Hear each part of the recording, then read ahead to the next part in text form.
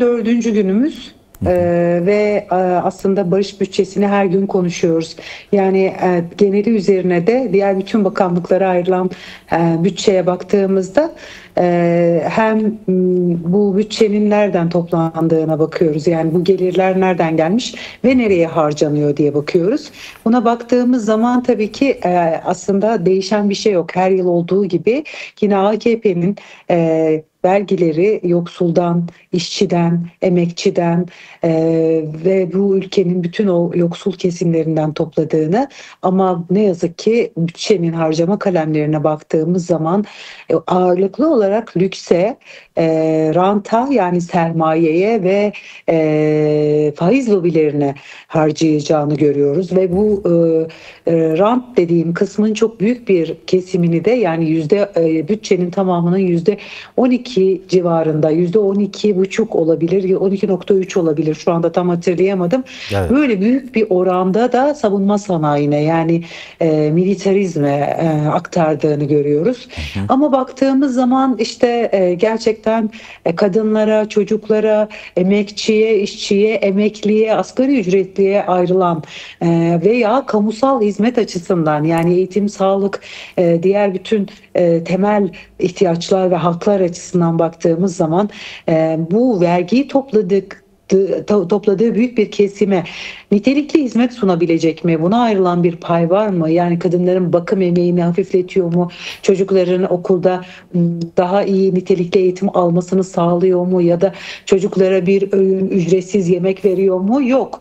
Bunların hiçbiri yok. Ama sermaye kesimine, yani özellikle de çok küçük, yani %10'luk dilimi oluşturan büyük sermayedara ne yazık ki vergi muafiyeti, istisnası, şusu busu adı altında çok büyük bir istisna ve muafiyet tanıyor vergi konusunda ve tabii ki harcamalar konusunda da dediğim gibi eğilimleri ve tercihleri tamamen savaşa ve ranta dönük. O nedenle de Emek Komisyonumuzla birlikte diye Türkiye'nin her yerinden yapılacak olan bir bütçeye karşı protestomuz var. Bir kere zaten tüm kesimler, yani bütçe nedir? Burayı bitireyim. Yani sloganımız şu: ekmek ve barış için bütçe istiyoruz. Evet.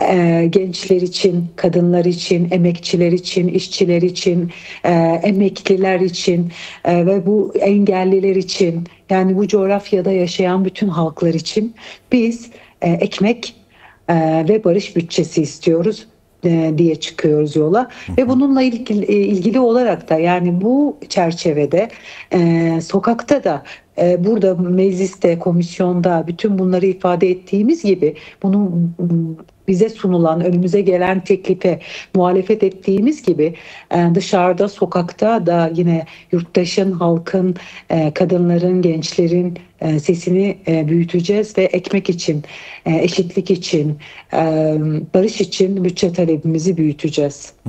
Şimdi siz de söylediniz, yani %12 küsür dediniz, savaşa ve güvenliğe ayrılan bütçe oldukça yüksek. 2 trilyon 155 milyar lira olarak biz dosyamızda öyle vermiştik. Belki rakamlarda biraz farklılık olabilir, yani şu anki durum nedir bilmiyoruz, ama bir yanda barış ve demokratik bir toplum süreci devam ederken, bunun için taraflar karşılıklı olarak görüşürken, bir yanda da daha fazla savunma ve güvenlik ağırlıklı bütçe ayrılması birbiriyle tamamıyla tezat oluşturan bir durum. Haliyle de insanlarda neden sorusunu sormaya sebep oluyor.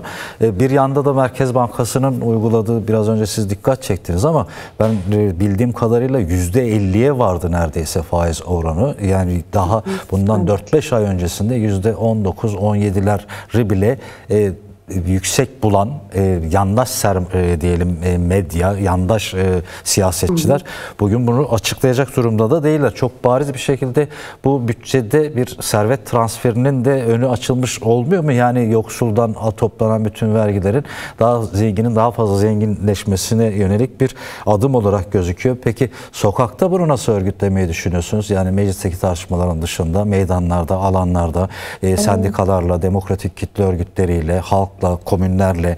Bu konuya dair de biraz düşünce ve yorumlarınızı duymak isteriz. Evet. Tam da belirttiğiniz gibi sermayeye transfer edilen kaynaklar söz konusu. Tabii ki bunun karşısında zaten biz burada esasında sokağın sesini ifade ediyoruz. Evet. Konuştuğumuz her şey aslında sokaktan bize yansıyan.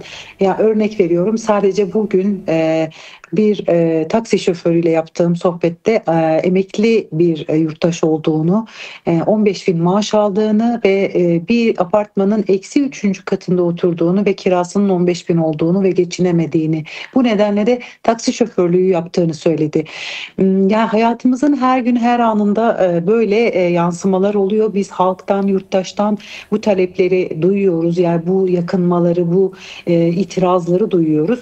Mesela Ankara'da bir yurttaştan bahsediyorum. Kürdistan'daki durum birazcık daha farklı. Tam da sizin bahsettiğiniz gibi bu bütçenin bir barış bütçesi olması gerektiğini söylüyor bir yandan. Sanırım arama geldi, bağlantı koptu.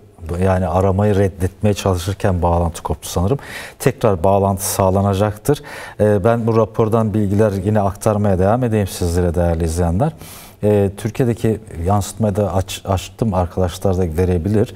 Servet dağılımındaki adaletsizliğin açık ara farklı Avrupa'nın birinci ülkesi konumunda olduğu belirtilen DEM Parti'nin hazırladığı raporda Türkiye'de nüfusun %1'i tüm servetin %60'ına sahip. Esnaf ağır vergi yaptırımları ve cezaları yüzünden zor duruma düşmekte, çekleri yazılmakta ve birçok firma batma noktasına gelmekte ve kapanmaktadır.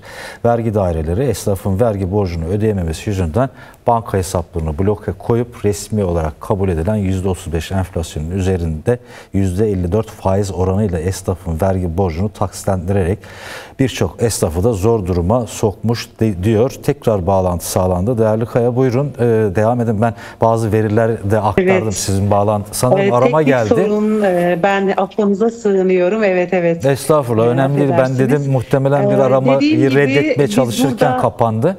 Tekrar gelir dedim ve geldiniz. Buyurun. Tam da belirttiğiniz gibi sokağın sesini büyütmeye çalışıyoruz burada, ama sokak da hareketli. Türkiye'nin dört bir yanından dediğiniz gibi sendikalar, emek örgütleri, demokratik kitle örgütleri birlikte yürüyüşler, toplantılar, çalıştaylar ve farklı sokak eylemleri planlıyorlar. Biz de bu bir parçasıyız. Dolayısıyla bu önümüzdeki 2 ay içerisinde sokakta her gün bu bütçeye dair itirazımızı da büyüteceğiz. Nasıl bir bütçe talep ettiğimizi ve aslında şu anda önümüze gelen bütçenin her kuruşunun hesabını soracağımızı ifade edeceğiz. Çünkü bu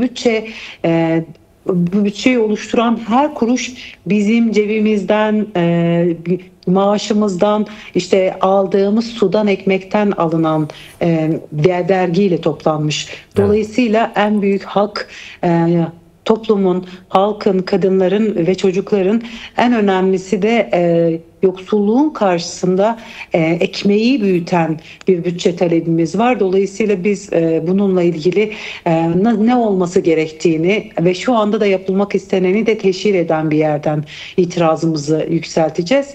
Sokakla birlikte bunu eşgüdümlü bir şekilde gerçekleştireceğiz. Yeni başladık. Bugün aslında 4. günümüz. Evet. Bugün tam da Hazine ve Maliye Bakanlığı bütçesi görüşüyoruz. En çok vergileri konuşuyoruz. Yani vergi adaletsizliğini konuşuyoruz bugün. Bu da zaten şu anda Türkiye'de az önceki haberde verdiğiniz gibi de, yani esnafın durumunu da, küçük ölçekli işletmenin durumunu da, geldiği noktayı da tam anlamıyla ifade eden bir yaklaşım. Yani vergideki adaletsizlik bugün esasında esnafın ve küçük ölçekli, yani KOBİ'lerin ve diğer bütün işletmelerin ne yazık ki iflasına doğru götürüyor onları ve bu da gerçekten toplumda inanılmaz bir yoksullaşmayı da derinleştiriyor. Dolayısıyla bu bütçe, var olan bu bütçe yoksulluğu derinleştiren, toplumsal eşitsizliği, toplumsal cinsiyet eşitsizliğini görmeyen, buna duyarsız olarak hazırlanmış bir bütçe. Kadınların ihtiyaçlarını, kadın yoksulluğunu görmeyen bir yerden hazırlanmış. Yine çocukların aslında her gün nasıl işçileştirildiğini çocuk emek sömürüsünün yasalaştırıldığını bize gösteren bütçe. Çocuklar, az önce verilere baktım. Geçtiğimiz 9 ay içerisinde, sadece 9 ay içerisinde 70 çocuk iş cinayetinde yaşamını kaybetmiş. Ya Evet. korkunç bir rakam. Yani yani ve bütün bu yoksulluğa baktığımız zaman da en dezavantajlı grubun çocuklar olduğunu, yani 0-17 yaş aralığındaki grup olduğunu görüyoruz. Dolayısıyla diyoruz ki biz çocuk hakları sadece geleceğe özgülenemez ki bu iktidar bunu böyle tanımlıyor. Yani çocukları düşündüğümüz zaman onlar bizim geleceğimiz diyor. Hayır, çocukların bugün kendine ait hakları var. En başta yaşam hakkı, eğitim alma hakkı, sağlıklı olma hakkı ve bütün bunların hepsinin sağlanması gerekiyor ve onların hepsinin hakkı bu bütçenin içerisinde var. Bir de biz bu sesi her yerde büyüteceğimizi ifade ediyoruz. Peki son olarak bu bütçe komisyonundaki tartışmalarda muhalefet güçleri olarak sizinle birlikte duran diğer siyasi parti temsilcilerin tutum ve tavrı nasıl? Oradaki ortak bir tutum varsa, keza ki öyle olduğunu varsayıyorum ben. Bu alanlarda da kendisini gösterecek midir? Yansıtacak mıdır yani önümüzdeki dönemde? Yani mesela birleşik bir mücadeleyle farklı siyasi kesimlerin ortak bir şekilde bu bütçedeki yani yoksuldan alıp da zengine aktaran bütçeye karşı sesini güçlendirmesi, sendikaları harekete geçirmesi babında siyasi bir basınç oluşturması anlamında sordum bunu. Son olarak da bunu sormuş olayım. Buyurun.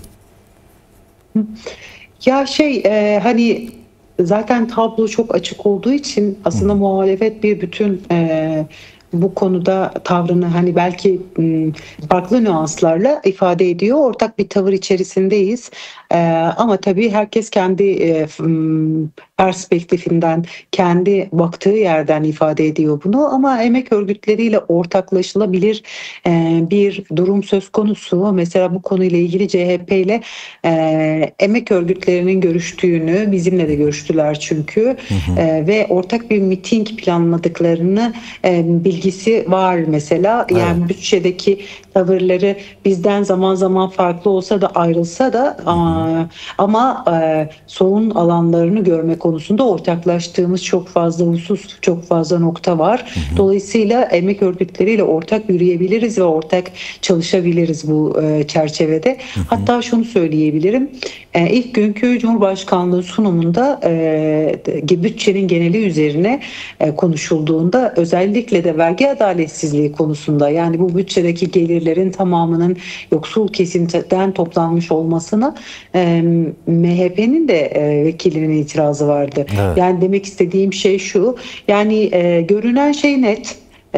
Elbette zaman zaman ortaklaşılan durumlar oluyor. Ama sokakta ortaklaşabileceğimiz en önemli yapı emek hareketidir, emek örgütüdür, örgütleridir. Dolayısıyla emek örgütüyle birlikte ortak yürüyebilen herkesle biz de zaten ortaklaşabiliriz diyoruz. Böyle ifade edebilirim. Üreten biziz deyip alanlarda bu sesi daha güçlü bir şekilde çıkarmak gerekir. Çok teşekkür ederiz değerli Adalet Kaya. Evet. Zaman ayırdınız, toplantıdan çıkıp yayınımıza katıldınız. Ben fazla tutmayayım sizi. Ben teşekkür ederim. Herkese sevgiler, saygılar sunuyorum.